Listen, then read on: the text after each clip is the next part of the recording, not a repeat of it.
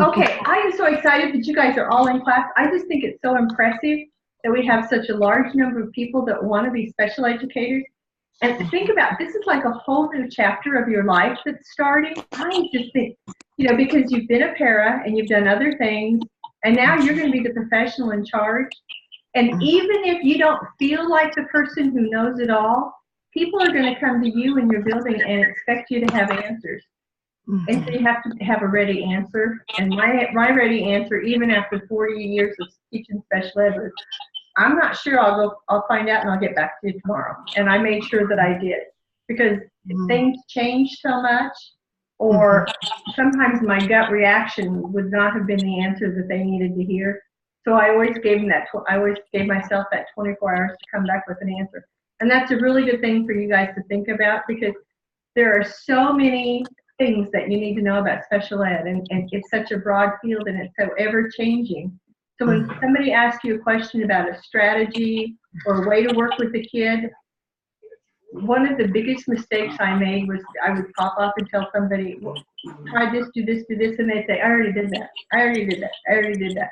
I found out that's not the right way to do it. Say, what have you tried? Then you can say, I'll go see if I can find something else, and we'll work on it that way. So yeah, just some ideas. And I'm going to keep giving you tidbits like that all the way through, because those are the kinds of things you're going to need in order to survive. In this course, first of all, you're professionals now. Isn't that kind of cool? You've gone from being a para, now you are a professional. So I expect you to act as such, which includes maintaining confidentiality. And so you never use a student's name ever on anything other than your school paperwork where your kids are involved. If you're doing anything and you have questions and you want to talk about them here, you can say, I have a 5th grade student, or I have a 6th grade student, but never ever giving enough information that somebody else could identify it. Even in I know a lot of the well, you're the 3rd cohort, but the other 2 cohorts have created like Google Hangouts for their group to work with, so that they can share things and work with each other. Even in this Google Hangouts, those aren't private as you think they are. Tech people know how to get into them, and so if you put a kid's name in there, it's out there for the whole world to see. So never, ever, ever put a kid's name anywhere.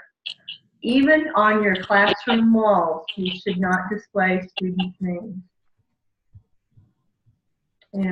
Like when you want to display your kids' work, have them put their name on the back of their paper, so that you can post the front of their paper with the good marks on it or whatever. But it's a confidentiality issue. So anyway, maintain confidentiality. There's one thing that you need to know that can get you in trouble about quicker than anything else. Brian, can you mute your microphone, and anybody else that has theirs on? I can. Thank you. Brian, Ben, and some of them, because I'm getting a little bit of feedback. If you could, yeah, okay, thank you. Anyway, I don't know, have you heard it, just like, thumbs up or whatever, the chain of command, have you heard of that? Anybody? Some? Okay, the chain of command says, it's policy in schools that you report to your supervisor, and if you have a disagreement with your supervisor, you cannot report up and around beyond them until you've told them that you're going to. So, and it's the same thing with the college class. If you have a disagreement with me, my supervisor is Dr. Lubin. She's the program coordinator. And if you wanted to gripe about me with Dr. Lubin, you would have to tell me that you were going to. That chain of command is extremely important. And there are times that your supervisors need to be reported, and what they're doing and how they're acting is not as professional as what it should be.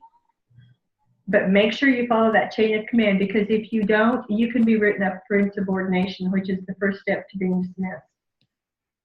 And since there's no tenure laws in Kansas anymore, it doesn't take anything to dismiss a teacher.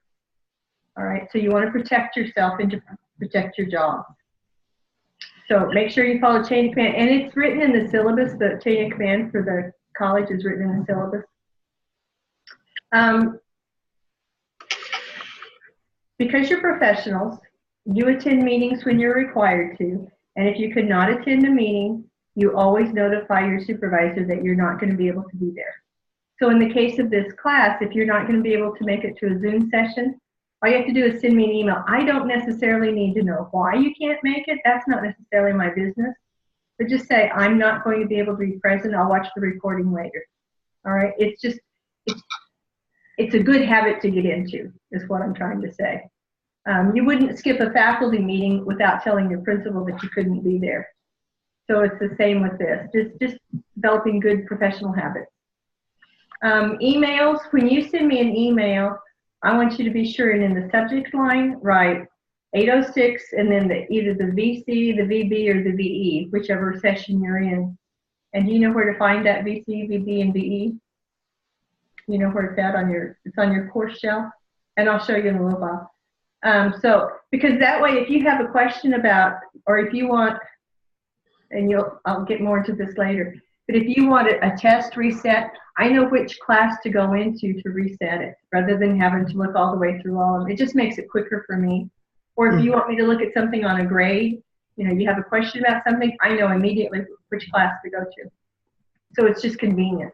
And the other instructor is required also. And if you have a different name that you are using other than the name that you're registered under, if you email me and say, the subject line is 806 VC, and I look at your email and it doesn't have that name on my course roster, I reply back, I'm sorry, I don't have a person enrolled by that name. I cannot talk to you because it's against the FERPA rules, that Privacy Act. So all you have to do is just add the other name to it, so then I know who you are. Okay. You all, have Forte State email addresses. Check it at least once a week.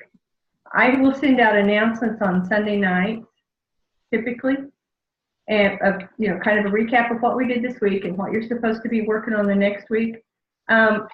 I have a granddaughter that's supposed to be arriving in the next 2 weeks, and so if she happens, it's a 5-hour drive, so if she happens to show up on the on the night that we're supposed to have a Zoom, I may be sitting in a hospital, and I would have to, I will either have a Zoom recording the next day posted for you, but just I'll notify you that we're postponing the session. So check your emails frequently. It's right now, like through June, especially like on the days that we're going to have the Zoom sessions, because I would hope to heck I know by noon or 1 o'clock if my daughter's going into labor so we can have class that night. Okay. Congratulations. Oh, thank you. I tell you what, grandkids are the most fun. They are a blast. I've thoroughly enjoyed the one I've got. Okay, so you check your emails frequently. And this is a graduate level class. And even though we're preparing you to be special education teachers, and this is you're kind of a combination between undergraduate and graduate level stuff, because you don't have the background in education in the bachelor's degree.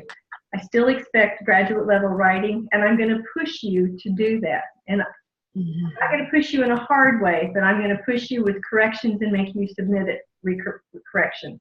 Because you are going to have to take a research class before you get done if you're going for the master's. And that is strictly APA writing, and I want you to be able to be ready to do that and have the option of sailing through it. So it's good to practice and learn and start now. Okay? Okay, so I'm going to I'm going to share some of my screen stuff here. But I've got to get it set up first.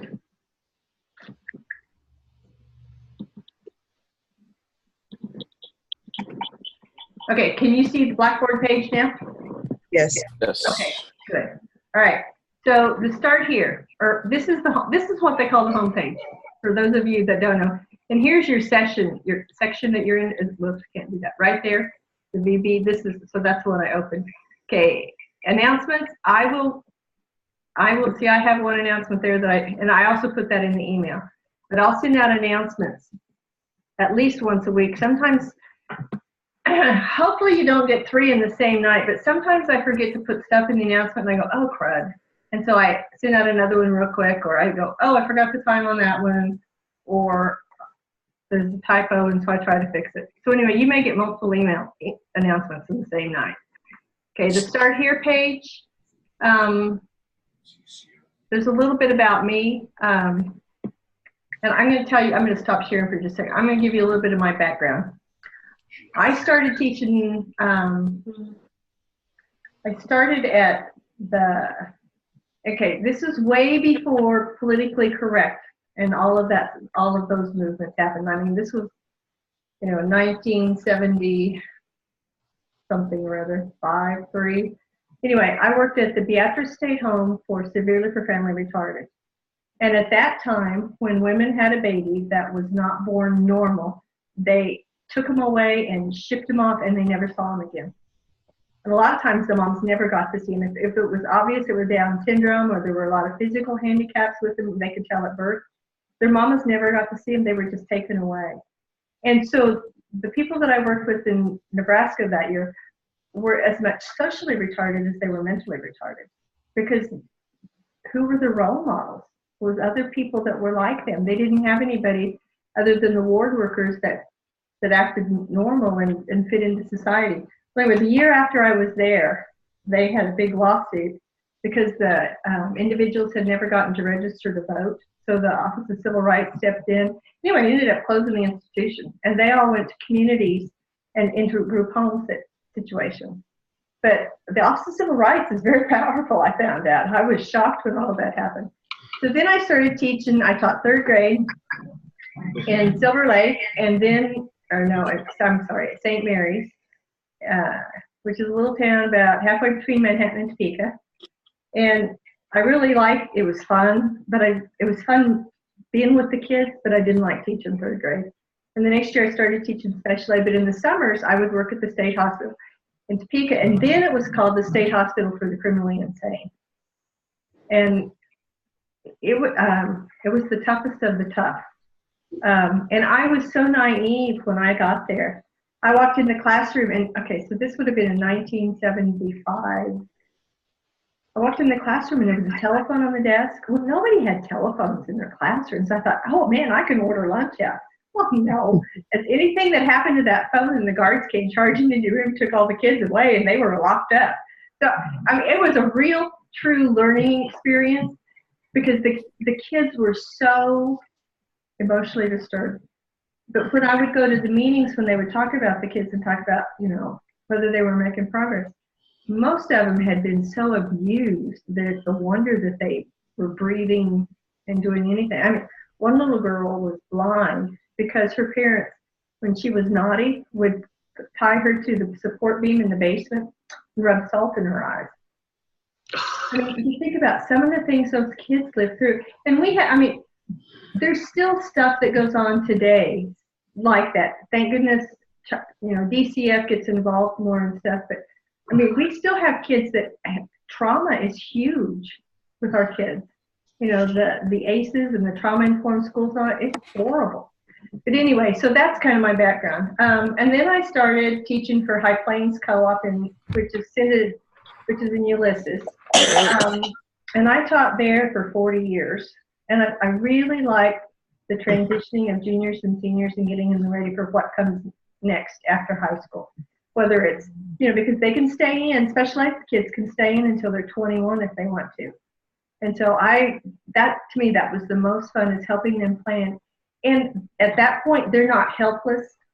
When you're working with 3rd graders, 4th graders, preschoolers, and it's a rough home situation, they're stuck, and there's not a dadgum thing they can do about it. But when you're working with high school kids, you can never, never, ever criticize their family or criticize their home. But what you can say when they complain about it is, well, if you don't want it to be that way when you're a parent, how do you want it to be? And then you can help them make a plan to change what's happening, to break that cycle. So that's the way I approached it. But you cannot ever criticize their families, because that's criticizing them. And it's like kids that are abused will stand up for the parents that's been abusing and try to hide it at all costs. You just can't let that, so you don't ever criticize their family. But anyway, let me go back to this page here for a second. Okay, so at the bottom is a program success quiz. And the quiz sorry, I forgot to push the share button. Okay, now at the bottom is the program success quiz. I think there's 25 or 26 questions.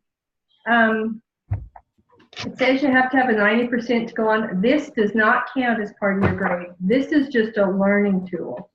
So if you didn't get a 90, it would be in your best interest to go back and redo it, but it's not calculated into your grade. So don't worry about it. Don't panic over it. But do go through it 2 or 3 times to make sure you understand what it's talking about. And a lot of it is on the APA manual. Byline. Or not right now. It's on this book. I mean, see, I even have mine tagged.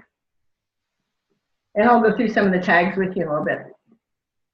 Okay, so that's the first page. So then when you get into the syllabus schedule, this course schedule is what probably you want to pay more attention to than even the syllabus.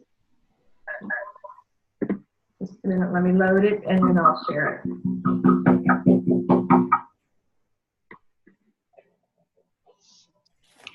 Okay, I gotta stop sharing and reshare so that you can see it.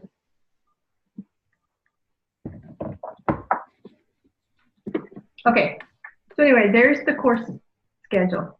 So it shows your webinar tonight. It's got the Zoom link, and it's the same Zoom link for my class all the way through. So if you've got it once, you've got it all the way down. Anyway, so this week, what you need to do is the snowball activity, which is an introduction, and the program success components. And I'd like you to have that done by Sunday night. When you do the snowball, you need to reply to 2 other people. And do you know how to create threads? Let me stop sharing. Do you know how to create threads? Okay. Okay, let me show you how, because you know, when you haven't used this stuff, okay, when I started my doctorate, I did it online. I have to tell you, and I told you I was with the young guy that was so smart and getting his doctorate at the age of 26, 27. Anyway, when I went to college, the internet had not yet been created, and so when it was like, okay, so what do I do? How do I do that? And so I understand your feelings. So anyway, click on discussion board, okay, on the left-hand side. And are you wanting to share this with us? Oh, darn it. Yes. You guys, I'm so bad about this. Thank you. So I'm glad whoever said that. You know, that's just the way I roll. Okay, so you click on discussion board on the left-hand side, okay? Then you go down to Introduction Snowball, and when you click on it, at the top it says Create Thread, and you just create a thread, and then you can start talking or start writing. Okay, so you can put your name in here, and then you can add. Okay, and this is the only time that you can add pictures or whatever, and you do that by browsing your computer. And then you can pick whatever you want to do to add as an attachment, just like you would on an email. And then you click Submit. Okay. Does that help? Oh, yeah. Yeah? Okay. Yes. Yes. All right. Okay. On the other discussion boards after this first snowball one, you can't add attachments. This is the only one where you can add pictures and stuff if you want to. All right. And do you know how to reply to somebody else? No, Okay. no. So I'm going to look at. Okay. I just looked at Michaela's, and all I have to do is click on the reply button, and then I can write down in here. My strong suggestion is, because Blackboard doesn't always show the mistakes when you're typing, is that you type on a Word document and you copy and paste it in here. Because that, you know, your Word documents will show your mistakes as far as spelling and grammar and all of that. Okay? And since I haven't read Miss Michaela's, I'm going to cancel that. Okay, so the next thing would be the learning modules for weeks 2 and 3, and we'll talk about this more Monday night, because we have another one of these Monday, and we'll break up into groups. But you just click on Module 1, and there's quite a bit of reading here. And it tells you what each one of those articles is about. And to look at one, all you have to do is click on it. And it'll pull up, and you see at the, am I still sharing? Yes. Yes. Okay, at the bottom, see where it says IEP with helpful hints? Mm-hmm. And then you click on that, and it'll open it up for you. Okay? Did I go too quick? If I go too quick, say so. Is it okay? It's a little quick. Okay, so let's go back to learning modules. Okay, for week 2 and 3, click on the underline. And then you're going to read the information, and then I expect you to read all of these. All right? So to be able to read, and this is the same as this. It's just, it tells you the list and what's in the list, okay? So these are just repeats. So you open one, and by clicking on it, and it shows up in the bottom of your screen. And you click on it down in the bottom of the corner, and then it opens.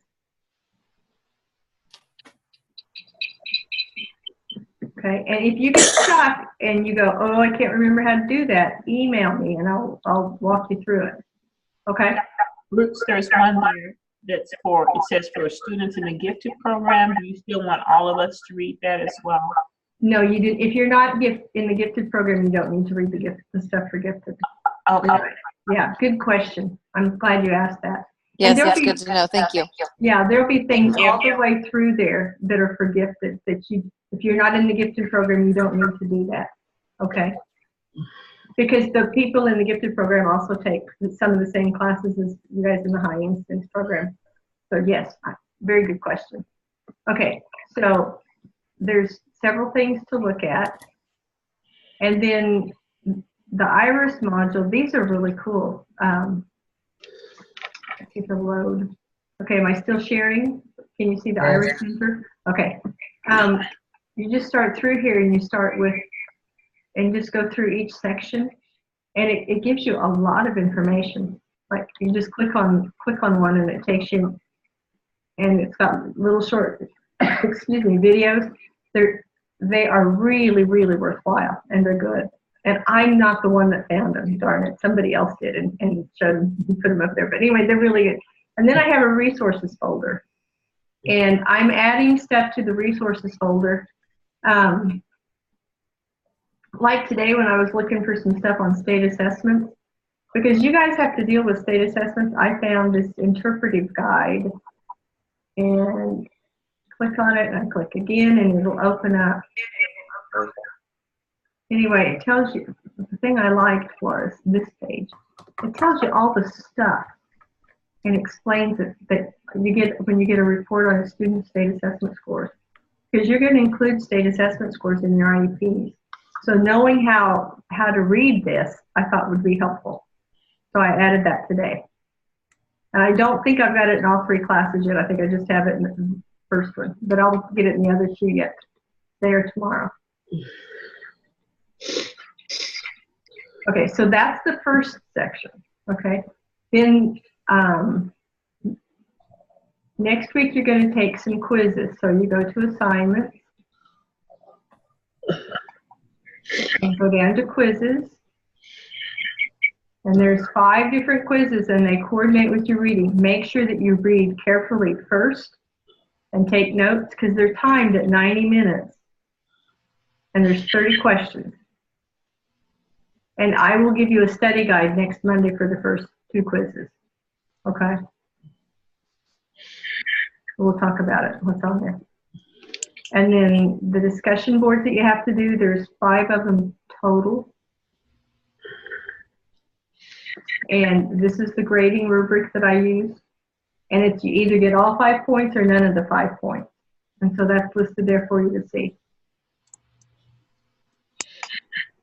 Okay, so, and then My Grades. You can go to My Grades and you can see the assignments that you've turned in and your grade will show up here. And I think, let me turn off my edit mode. Let me see what happens.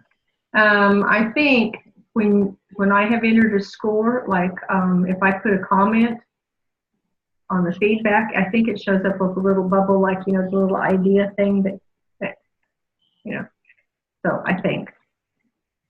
Anyway, so you can see that's the assignments for the whole summer, right there. Okay, they're all there, and you can see all of the due dates, and they're also on that course schedule. Okay, then there's tools, and you have access to all of these tools. Collaborate is kind of like Zoom. It's not anything important anymore. There's a help link for Blackboard if you get stuck. But instead of going to that help link, call Tiger Tech. Those people are amazing. They know everything there is to know about Blackboard and can fix it and walk you through it in a heartbeat. Okay?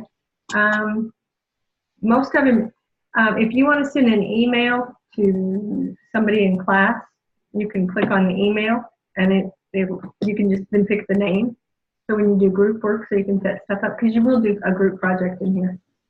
Let me see what else. There's university policies, there's resources that, like if you have trouble writing, you're not a very good writer and you think you would really like to improve it, you can click on student services and they can connect you with somebody to help you work on your writing. And I have at times suggested people go through it. If I don't suggest you go through it, you probably don't need to worry about it. But if I make that suggestion, that's where you go. And then you're going to sign up for a team. It says poster teams. You need to change the name. It's IEP teams. And I haven't created them yet for this class because it's not for quite a while.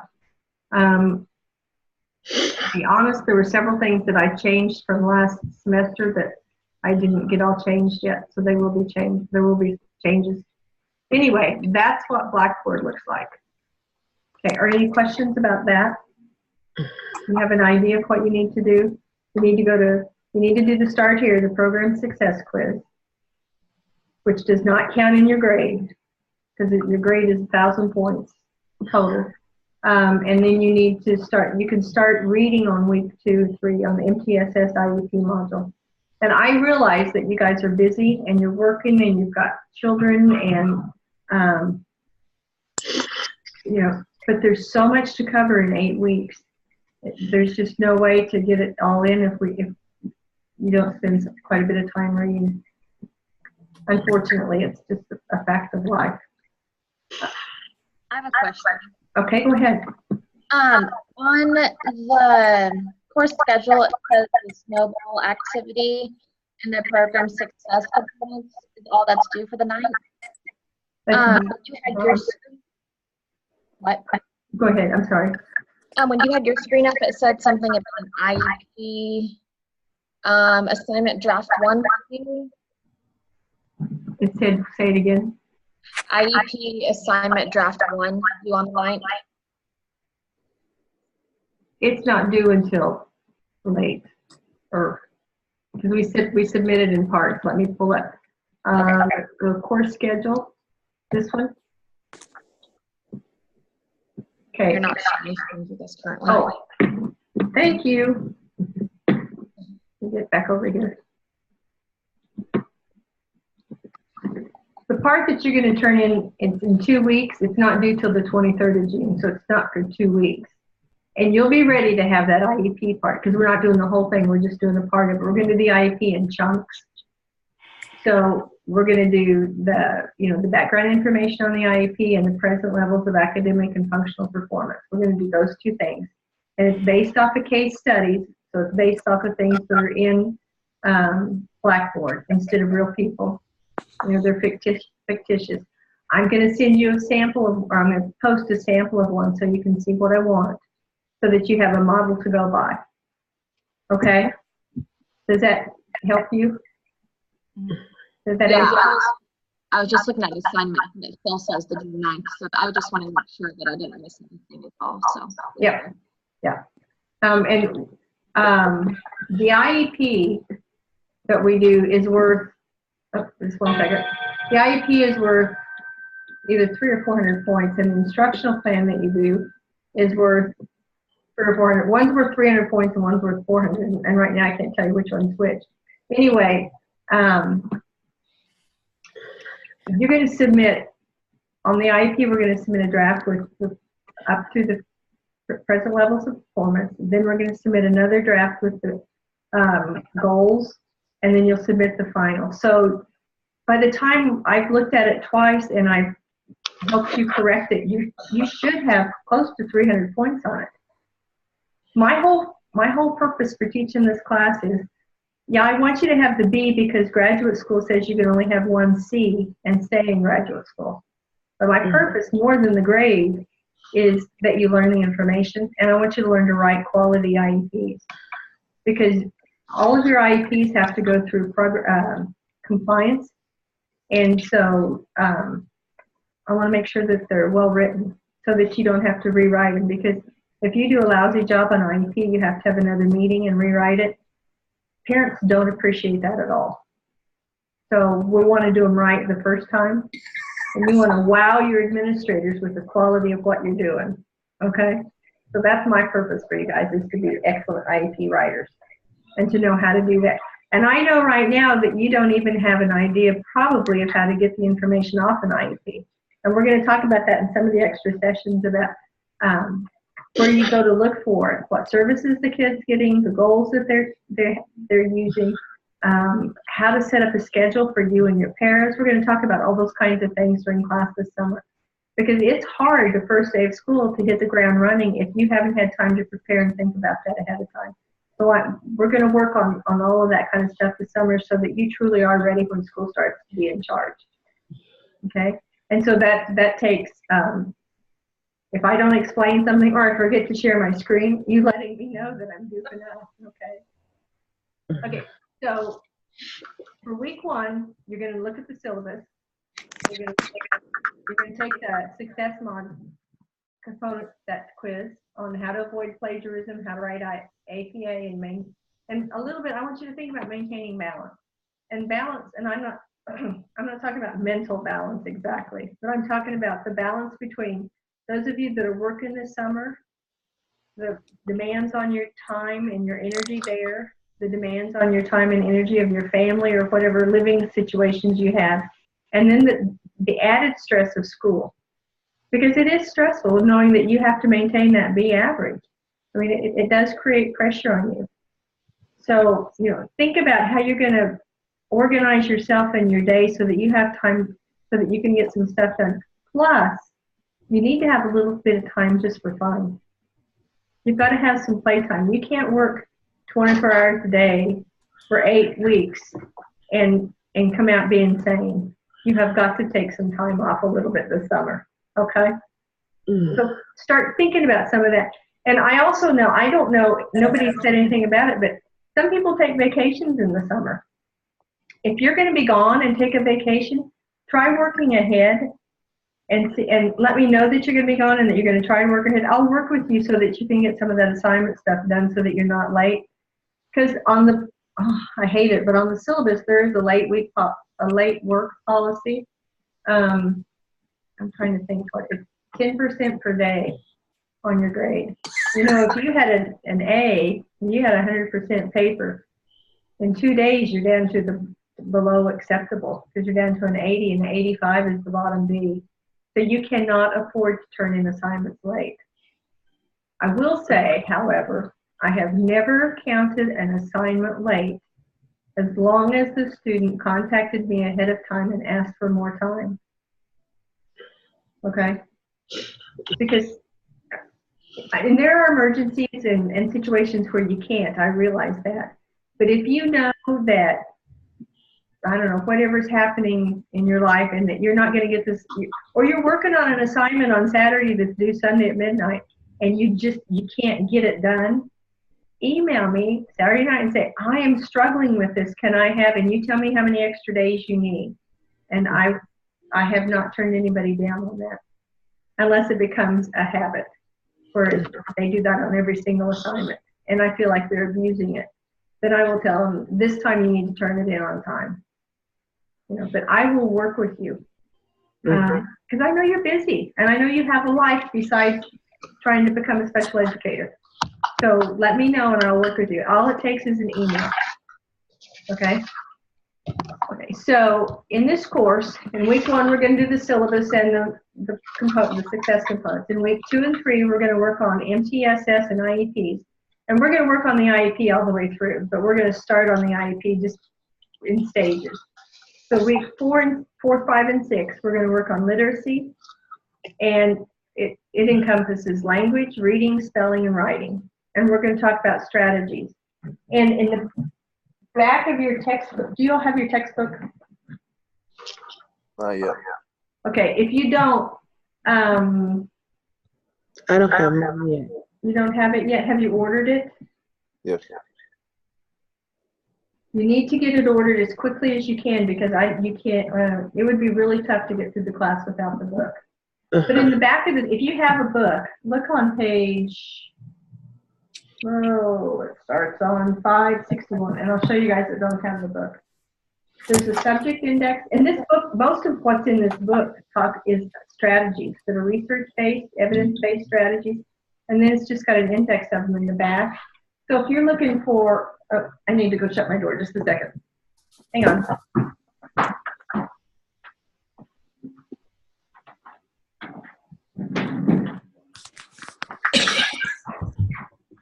My husband just got home, and so the pots and pans are going to start banging around. I didn't think you wanted to hear that, sorry. Anyway, if you're looking for a strategy on, say, math facts, if you look up in the M's in that very back and you look up math facts, you're going to find all kinds of strategies. And each one of the strategies in here has gone through significant research to show that they are evidence-based strategies. So this is the book you're going to want to keep for a resource for when you're teaching. So I would definitely spend the money on this book. And I know the books are pricey. I don't know how much this one costs, but this is one you're going to need to keep, I think. And then on week 7 and 8, we're going to work on math and content learning, and we're going to talk a little bit about the social emotional character development standards. I'm sure you've heard about the reading standards, or well, I'm not sure. The reading standards and the math standards for the state of Kansas. Have you heard about those? Well, there's another part of that goes with them, that's the social emotional character development standards. And so you need to know about them too, and you can use them when you're writing the sample IEPs that we're doing. So I think that'll help. So in this course, trying to find my mouse. There are quizzes on instructional practices, IEP processes, language, reading, math. They're timed for 90 minutes, and the reason they're timed is when you get to take the class 822, which is the practicum for high incidence disabilities. It'll be one of the last semesters, and you'll take it in this, probably the spring, not next year, but the year after, right before you graduate. You have to take the praxis test in order to get your license. And so this timing of tests is going to get you a little bit more prepared for that, because it's a timed test. So I want you to be ready to be able to do that. And on the quizzes, if you don't get at least 26 out of 30, you need to retake the quiz. And on a retake or a resubmission of an assignment, the highest grade that you can get is an 85%, which is the bottom B, which would be the 26 out of 30.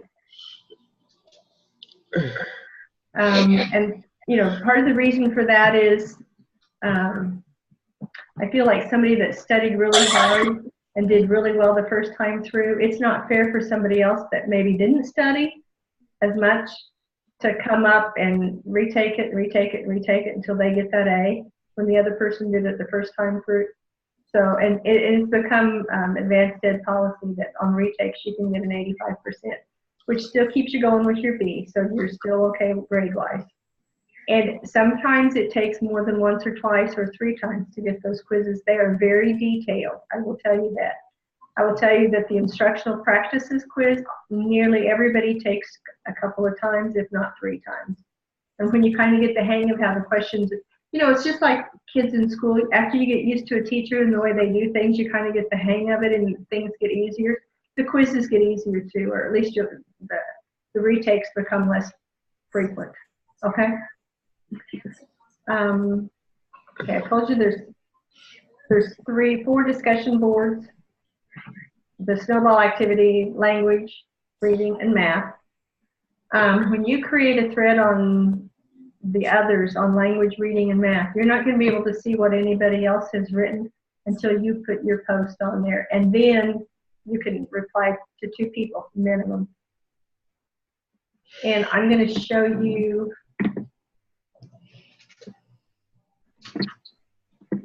Okay, so the discussion board, this is the directions. So I'm going to let you can read that for yourself, but you don't copy the stuff out of the book and you don't paraphrase it. What you do is you answer it with thought from your mind, and you're going to talk about the course readings, like where you got the information from, and you're going to cite it. And I grade you the fact that you tried to cite it. I don't grade you whether your citation was right or wrong, but I grade that you tried to cite it, because this is the place to practice and learn. And your post should be between 300 and 500 words. So on a Word document, 300 words is a paragraph and a half, about. 500 words is about half a page.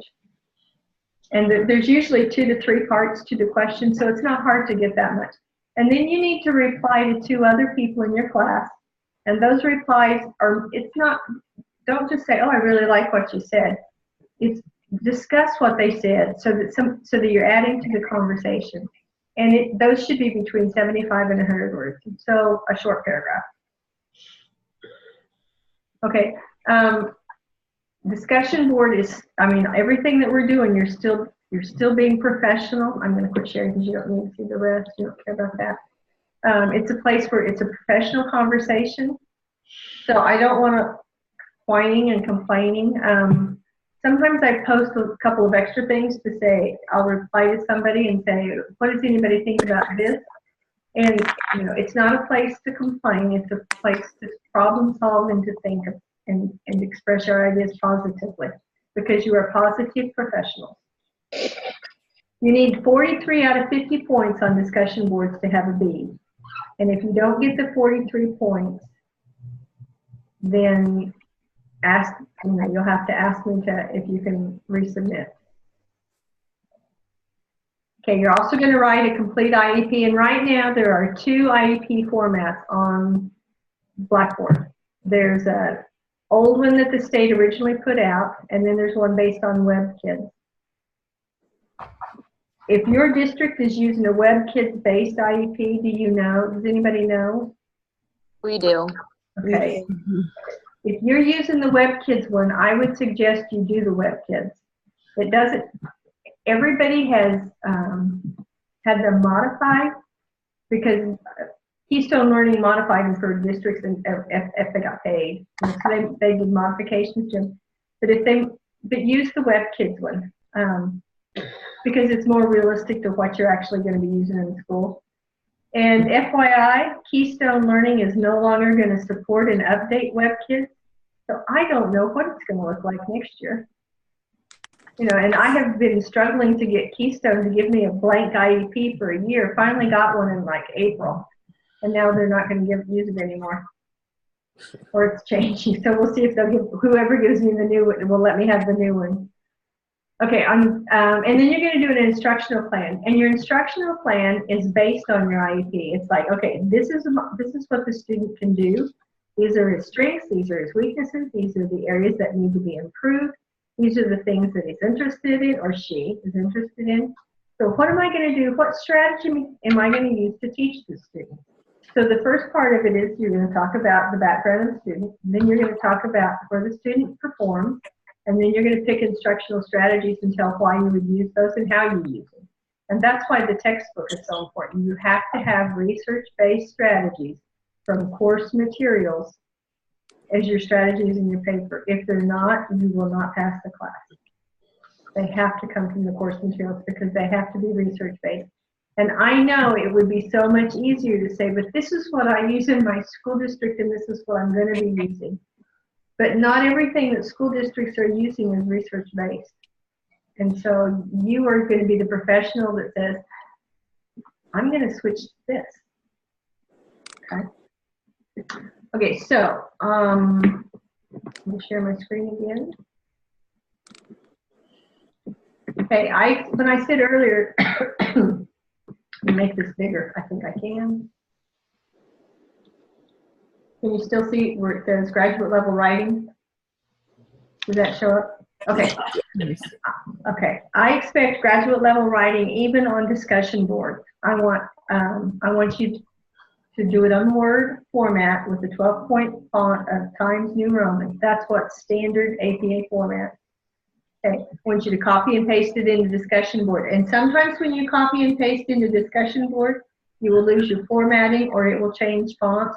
Don't worry, because I know what it does and I won't ding you for it. Okay.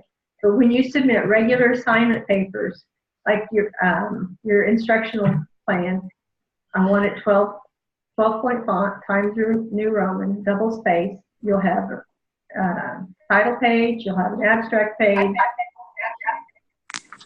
Did somebody have a question? Okay, you'll have a title page, an abstract page, and then you'll have the body of your paper, and then you'll have a references page.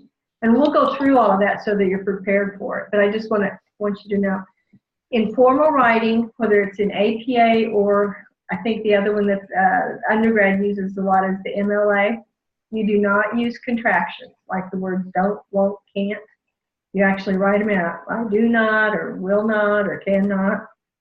So you got to, and that's, you know, that's the way we talk.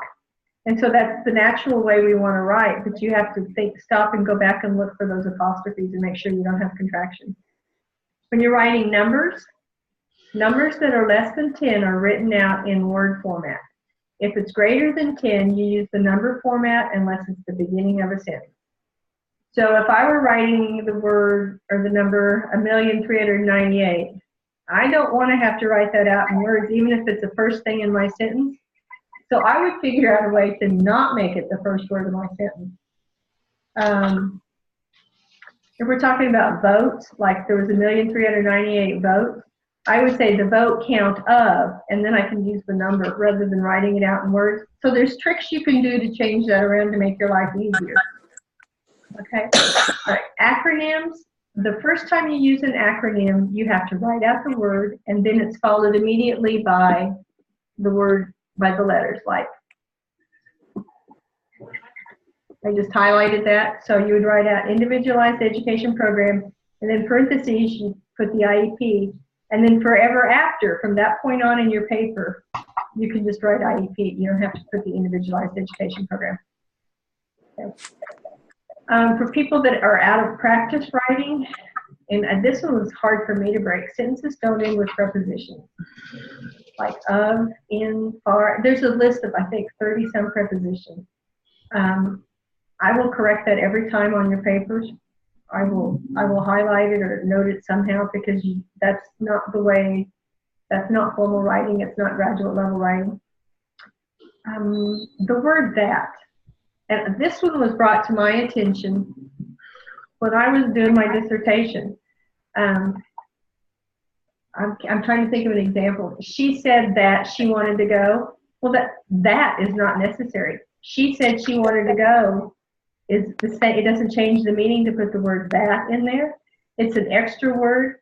So every time I write a paper now, I do a search for the word that, and I take them all out if I can, if it doesn't change the meaning. So that's an extra word. Eliminate it if you can. I already told you to write on a Word document and then copy and paste it. I cannot make comments into PDFs, is why I don't want you to do PDFs, because I can't make comments and I can't highlight and all of that in there as easy as I can in Word. And I don't think any of the other instructors in the programs allow PDFs either, so this is a good time to get started to say putting everything through in the Word document. And then to see what formal writing looks like, let's if this shows up. And it's, of course, going to show up on another screen. Let me move this one over.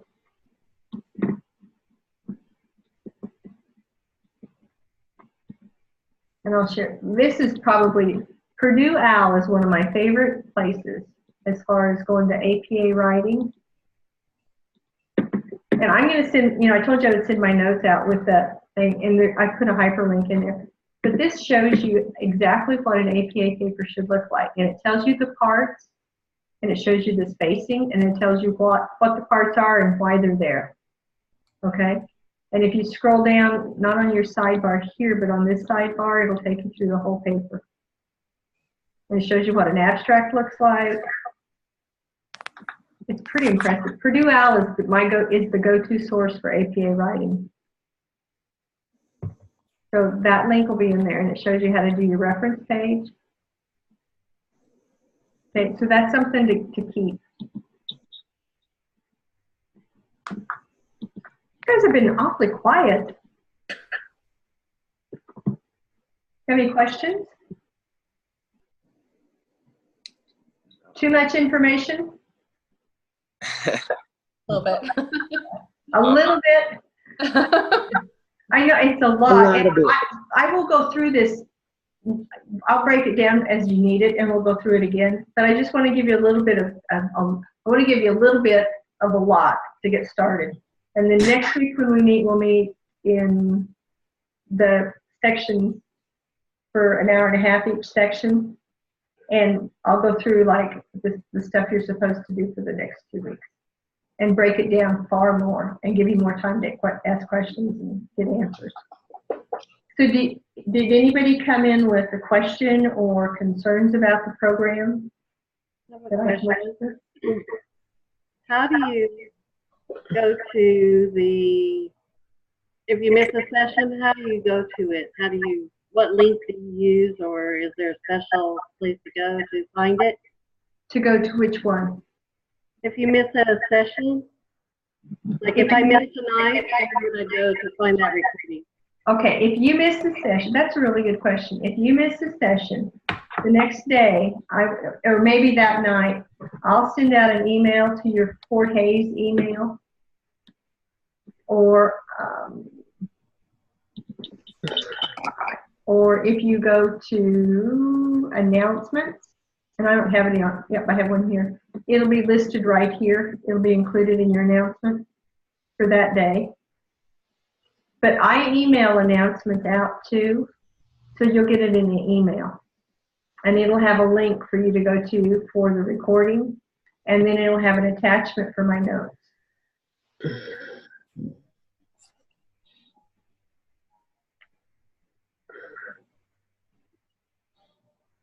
How many are you going to teach in the buildings where you were a para? I am. You are? Yeah. I see Sarah shaking her head no. How many of you were pretty good friends with the paras that you're now going to be supervising? I am. That's, you're stepping over a tough line right there, because people that were your good working friends, now it's going to be awkward at the very beginning, because you're suddenly their boss, their supervisor, and you're telling them what to do, and you're setting schedules and telling them what materials to do, and you're creating the lesson plans and all those things. So just be thinking about how you might be going to handle that, and we'll talk about that some next week, about some of the ways to deal with that. Okay. I'm in the same district, but a different building. That's kind of nice. Yeah, so I won't be over any of the paras that I worked with. It's kind of hard, because sometimes those parents are your best friend, and Yeah, then all I of a sudden didn't work for me, but I was like, no. yeah, it's hard. It really is. Anyway, be thinking about how you're going to cope with that, for those of you who are. For those of you who are not, how much training have you had to be a supervisor or a boss? As much as I had, zip. That's how much I had. And you have to find out your management style. So, I have some stuff that I'll share with you, not part of the class, but just the stuff like personality inventory type things for your management. And that you can also share with your parents the working styles to see, you can see their strengths and they can see your strengths, so that you'll have. I Pardon? did take leadership courses through Fort Hayes, so I did take quite a few of them. Good. Very good. That'll help. Yeah. So do you have any questions for me tonight? Or are you just so overwhelmed it's deer in the headlights? I had a question. Go ahead.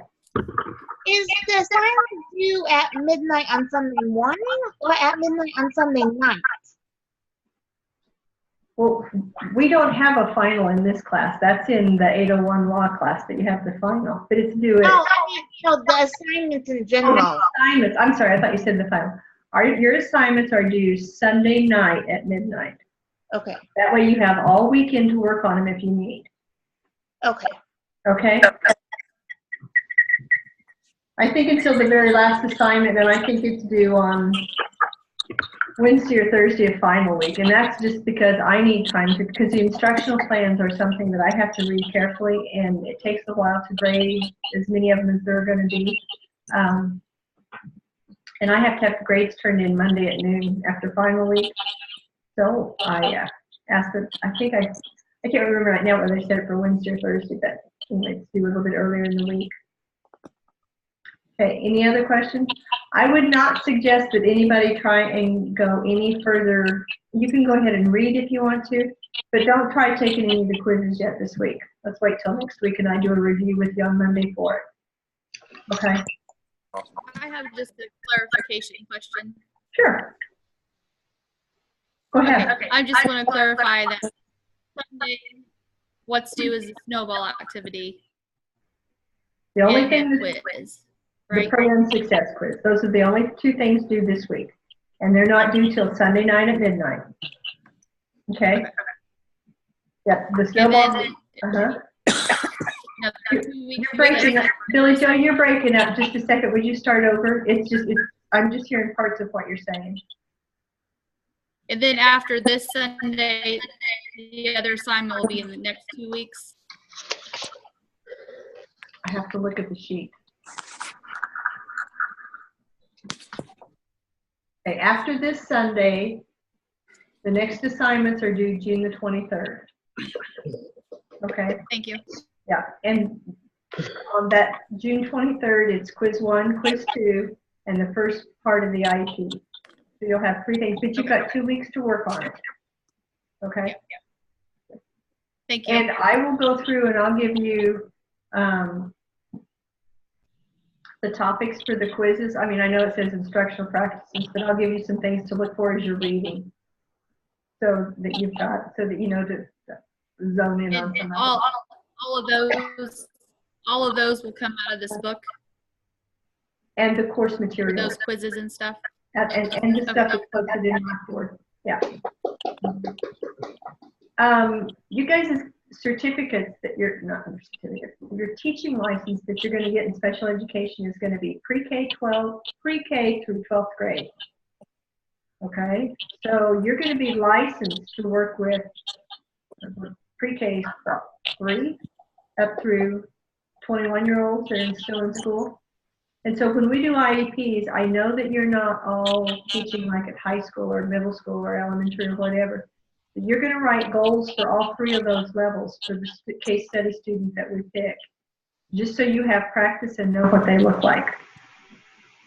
Okay, it's just because, you know, on your teaching contract, a lot of times there's a clause on there somewhere that says, and other duties is assigned or something like that. That gives the school district the out to transfer you to another building or another grade level whenever they need you there. So if you've only prepared to do like first, second grade, and all of a sudden you're in the high school, you're at a loss. So I want to make sure that you're covering the whole range and you know about all of it, or some about all of it anyway. Okay. So it's going to be out of your comfort zone to write goals for different levels than what you're thinking you're going to write goals for. But I've got a sample one that I'm going to post for you so that you can see what they look like. Okay, oops, clock, hang on.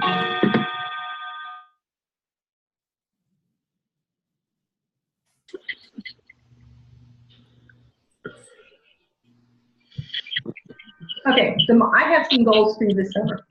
I want you to end up in the end of July, ready to walk into a classroom and feeling confident that you know what you're going to do. So I want you to be professionally prepared. I want you to know the other people in your class pretty well so that you know who's an expert in different areas so that you can say, hey, how did you do that? Or can you show me this? Or can you share this? So I want you to get to know. So in those small groups that we're working together, the sections, we're going to do some project stuff so that you can work with other people and get to know them better. All right. So for next week, program success, take it as many times as you want. And I don't care if you take it until you get 100%, but go through it so that you really understand the information because it's got a lot of samples of APA. On the snowball, introduce yourself and then be sure that you reply to 2 other people. And then I get to read them all. So you have my email address because I've emailed you all. It's jlbrooks8@fhsu.edu. I think and it's on the syllabus. If you have any questions, let me know. I can't answer a question if I don't know you have one. Okay? Anything else?